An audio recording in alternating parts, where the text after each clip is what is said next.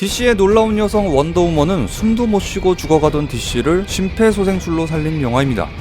그렇다고 해서 원더우먼이 수작이라는 뜻은 아니에요.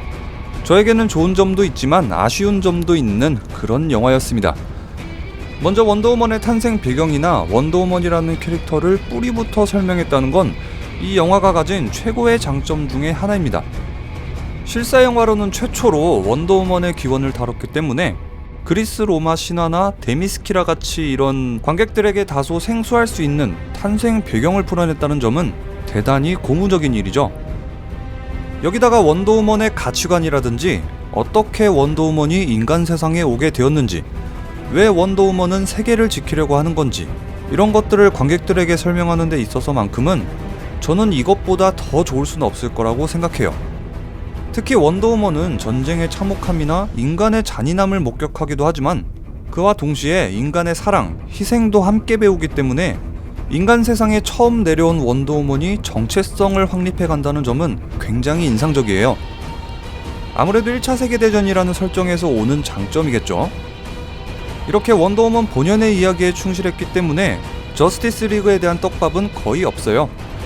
아무래도 후속작에 대한 기대감을 높이는 것보다는 캐릭터의 기반을 쌓는 데 집중했기 때문에 저스티스 리그에 대한 떡밥은 기대하지 않는 것이 좋겠습니다.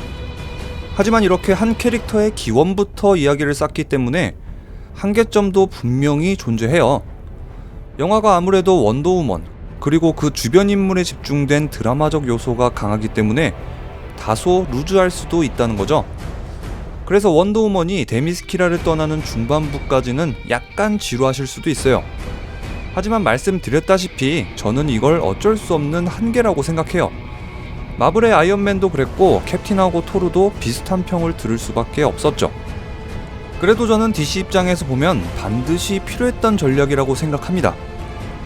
DC에서 맨 오브 스틸을 제외하면 히어로의 기원을 다룬 영화는 단 한 편도 없었는데 이런 상황에서 저스티스 리그를 개봉하는 건 조금 무리수긴 하죠. 그래서 저를 비롯한 DC 팬들은 저스티스 리그에 대해서 좀 우려를 많이 하고 있어요. 옆 동네 마블의 전략처럼 캐릭터의 기반을 쌓지도 않은 상태에서 일단은 영웅들을 좀 모아나 보자 하는 식이면은 극 중에서 캐릭터를 하나하나 설명하느라고 너무 중구난방이 되지 않을까 하는 걱정이죠.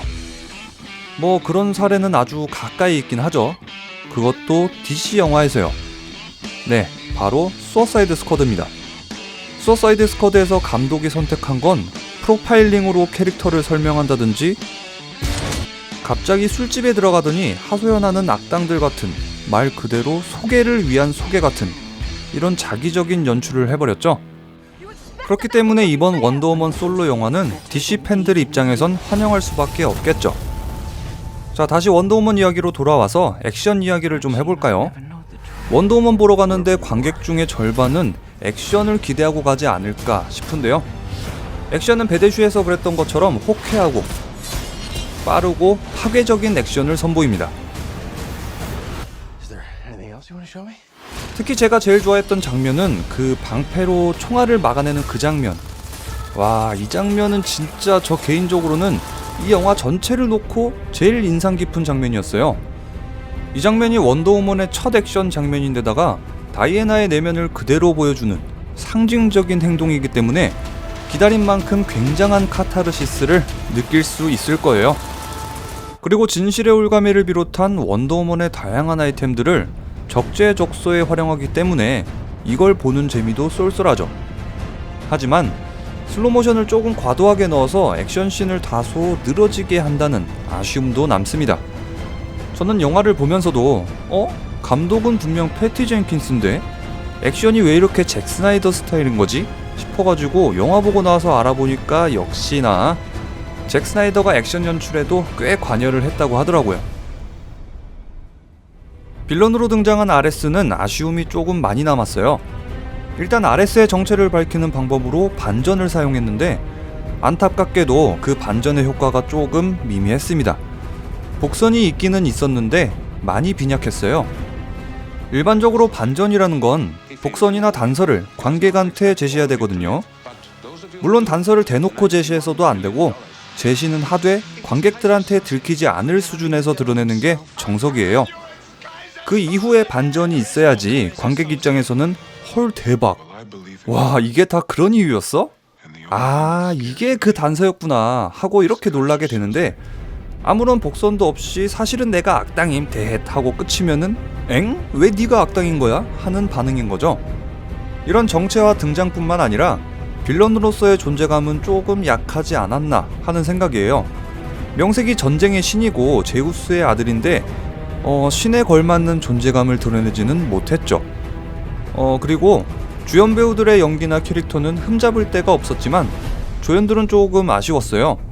특히 다이애나를 돕는 새 인물인 찰리, 치프, 그리고 세미의 화력이 너무 미미해서 이분들은 거의 왜 나왔나 싶은 생각이 들 정도였어요. 하지만 이 조연들은 다음 원더우먼에서 또 등장할 여지도 충분히 있으니까 다음 영화에서의 활약을 기대할 수는 있겠어요. 자, 이번에 개봉한 원더우먼만큼은 닦기라든가 믿고 거르는 DC라든가 하는 최악의 평은 들을 일이 없을 겁니다.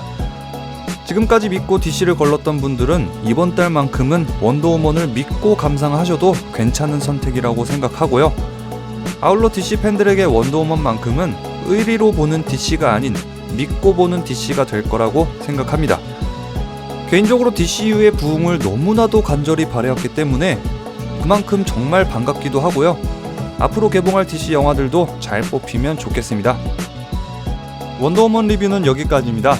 영상 재밌게 보셨다면 좋아요, 구독하기 누르는 거 잊지 마시고요. 그럼 지금까지 리뷰형이었습니다.